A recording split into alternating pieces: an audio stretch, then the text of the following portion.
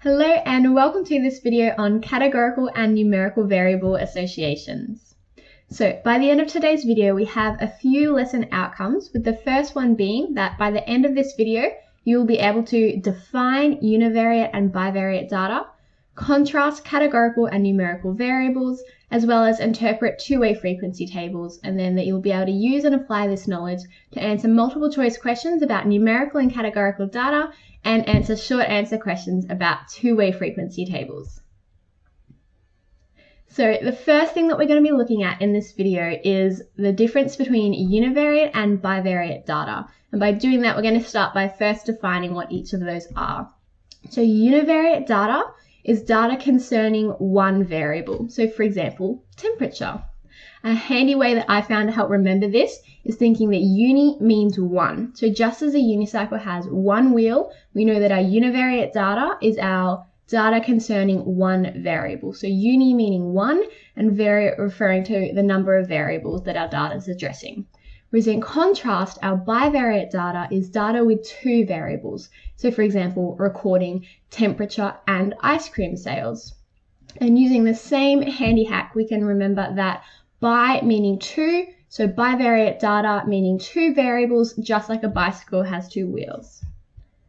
And often we're looking at how they are related or connected to one another, because now all of a sudden we have two variables. We can actually look at the relationship between them, as well as any patterns or trends that might exist within that. Whereas with our univariate data, we've only got the one variable. So we use different methods to analyze each of those. Next, we're going to be looking at the difference between our categorical and our numerical data. So first of all, our categorical data is our distinct categories. So for example, that might be a type of color, a size according to small, medium, or large, or even a car type. Whereas our numerical data is our number values. And these are the data that we measure or count.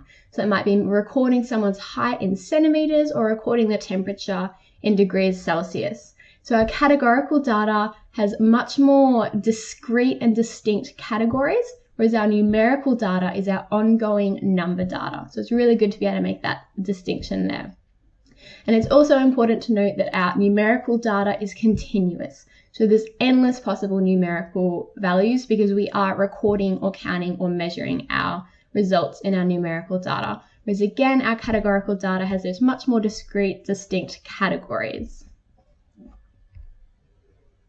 So when we're thinking about bivariate data, whether we're thinking about numerical or categorical bivariate data, we can look for associations, patterns, or relationships between the variables in our bivariate data, like we mentioned before. And to do this, there are some helpful ways we can represent it. So for example, a table of number values or survey outcomes, it can actually be quite hard to find meaning from this data and interpret if there's any underlying patterns or relationships. So when we find ways to represent bivariate data, this is actually how we can really help analyze it and make a lot more sense and meaning of it. So there's two different ways we do this, mainly that we'll be looking at in this video, and that depends on the type of data. So if our data is numerical, it is often represented in scatterplots, like we have here. Along our x-axis, we can see that we're recording kilometers traveled, which is obviously measured in numbers, being the number of kilometers. So we can see that that's a numerical variable, whereas our y-axis is representing the price of the car in dollars, which again is that continuous numerical data that we're looking at. So we can see that when we're actually looking at a scatterplot, we can see that we can plot any point on the scatterplot according to both the variable along the x-axis and the variable along the y-axis. And now, instead of having data or a table of data that just is representing a long list of numbers that isn't making a lot of sense, we can actually have this really strong visual representation, which can help us draw a lot of meanings. And we can actually see a relationship in this graph here that's showing that, that generally declining or decreasing trend or relationship, because the more kilometers a car has traveled, the less it is worth. So now we can actually identify that relationship visually. Whereas with our categorical data, it's often represented in two-way frequency tables, as there is a limited number of discrete categories. So this would be an example of that there. we can say we have our dog and cat values as well as other, and then as well as gender represented in the rows, being boys and girls. So we can see that these are the two different ways to represent data. And again, we can see the difference between our two data types here. For in our categorical data, we can see that we've got these very few number of discrete categories. So it's much more easier to record it using like a tally or a number system, whereas our numerical data makes a lot more sense to have plotted on our scatter plot format. So zooming in a little bit more and focusing on our two-way frequency tables. So now we can see that this two-way frequency table is a table of preferred pets against gender. So by displaying and representing this bivariate categorical data in this way, we're going to try and interpret it and then look for any possible patterns or relationships. So again, just quickly reviewing our two-way frequency table. So here, as they often do, it's displaying bivariate categorical data.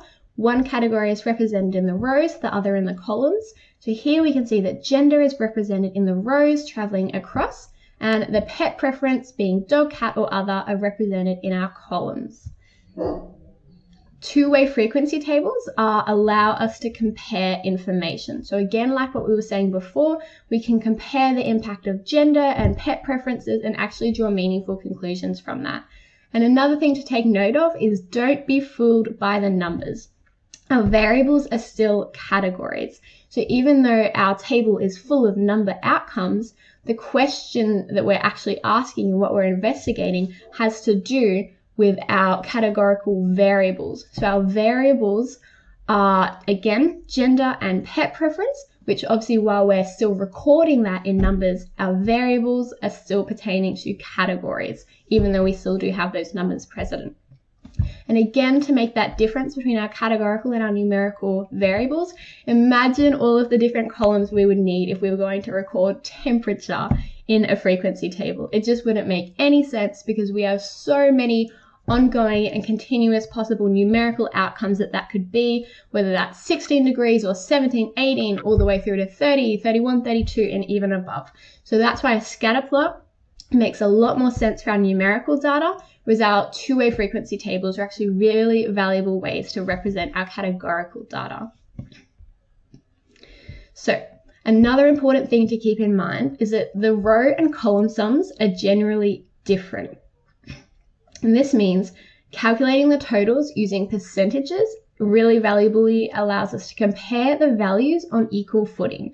So this means we can better identify possible relationships between variables. So we're going to have a look at a quick example to make that hopefully make a little bit more sense. So here we're having a look at a frequency table of hair type against gender. So we can see that hair type is displayed in our columns being straight or curly, and we're looking at gender measured through male or female in our row values. So if we were asked to compare the number of males and females with curly hair, it would not be fair to compare 4 to 52, as we've interviewed very different numbers of males and females. So if we have a look at our male and female rows, we can actually see that the total of the number of males that we've interviewed is only 10, whereas we've actually interviewed 100 females. So however that has become the case that we've ended up with these very different amounts of data, it's actually resulted in this outcomes, which means it's actually not fair for us to compare the data from 10 males to the data of 100 females. Otherwise, if we were going to compare the number of males and females with curly hair, we'd be comparing 4 to 52, and we'd be concluding that females have curly hair a lot more commonly than males, whereas that is actually being very much like swerved and swayed and influenced by the fact that we've surveyed 100 females and only 10 males. So that's actually the factor that's influencing our data. Whereas if we actually calculate them using our relative percentage frequencies, we can actually remove the impact of these unequal survey numbers so that we can compare our numbers and our values for males and females with curly hair on equal footing. So we're going to use that percentage formula that we have there at the top of the screen so that we can actually calculate those values. And we're going to calculate the row percentages in order to do this. So again, we have our regular percentage formula being percentage equals part over whole times 100. So the first thing we're going to look at is calculating the relative percentage frequency for the number of males with curly hair.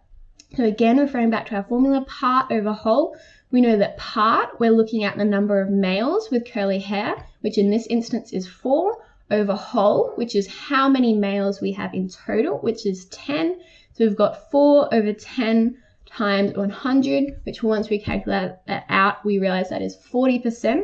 So we now know that the number of males with curly hair, we're not looking at it as numbers, but percentages, is going to be 40%.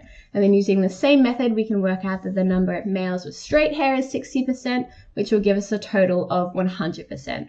Or the other option is we can always work backwards and know that, well, 100% of males, subtract the percentage of males with curly hair, subtracting 40% would also give us our 60% for our number of males with straight hair. So again, there's those two different ways we can calculate that.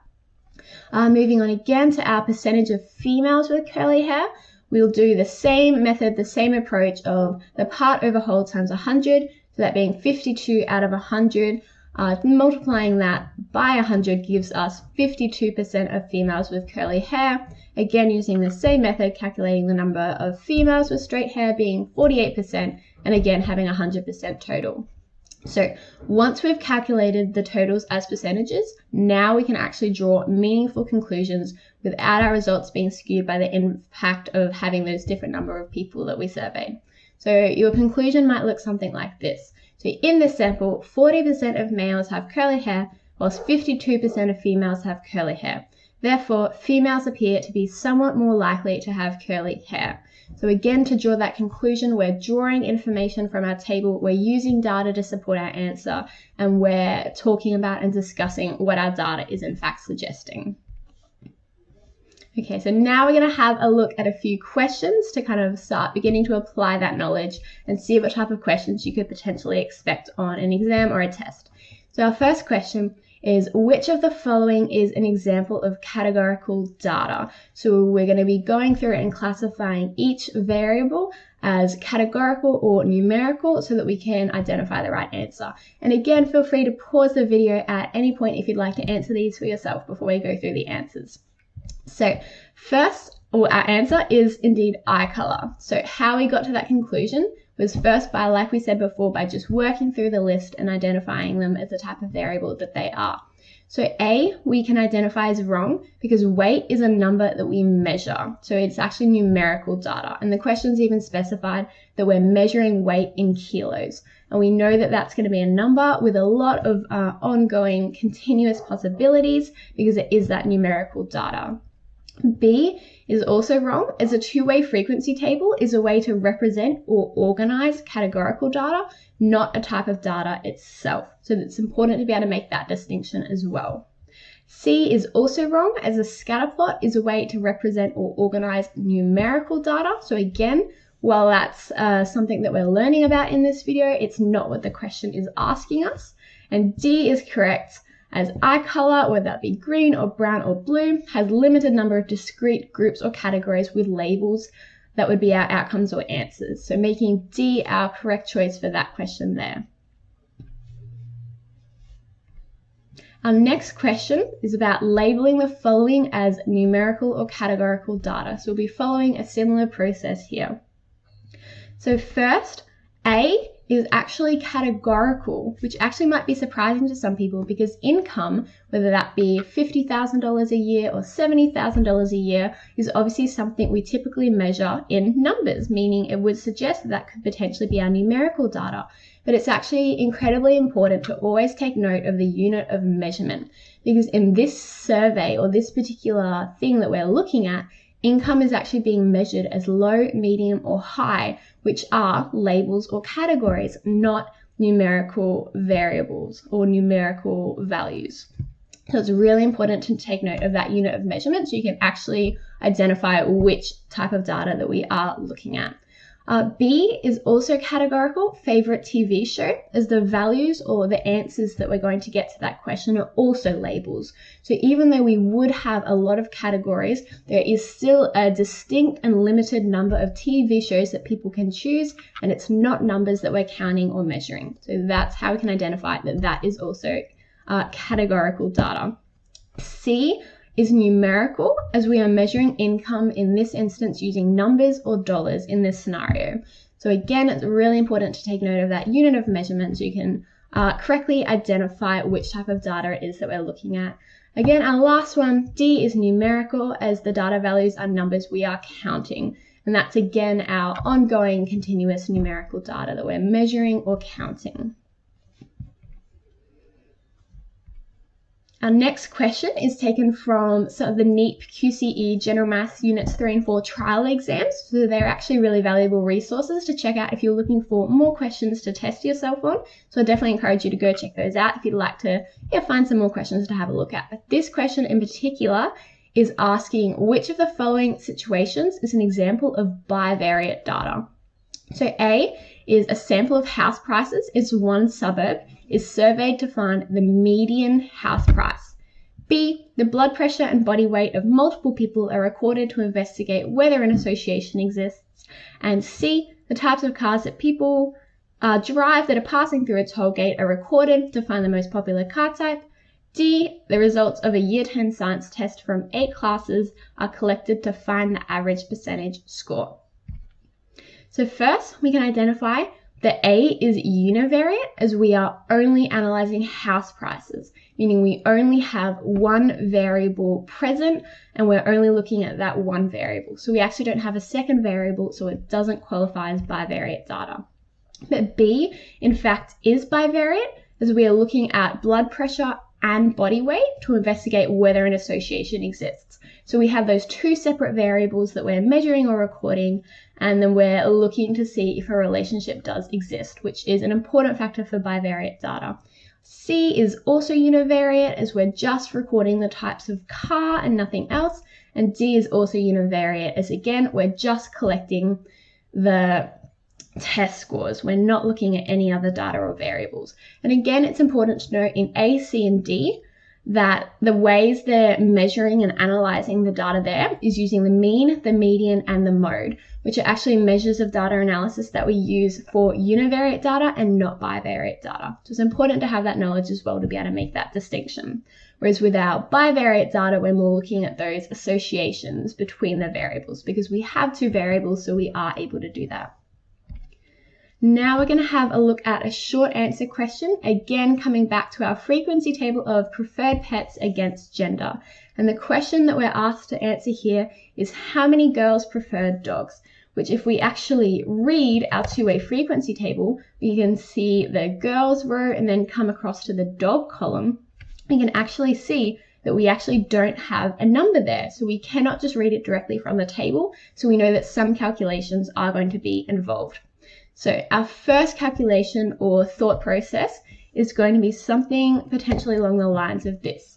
So we know that the number of girls who prefer cats, so the number of girls who prefer cats and the number of boys who prefer cats should equal the total number of people that prefer cats. Because again, in our two-way frequency tables, remember it is a mathematical table, so every row or every column is always going to equal the total value, which is really valuable for implications when we're trying to work out missing values from missing boxes. So again, in this row here, when we're looking at the people who prefer cats, we know that the number of girls who prefer cats and the number of boys who prefer cats will equal the total number of people who prefer cats, which is 78.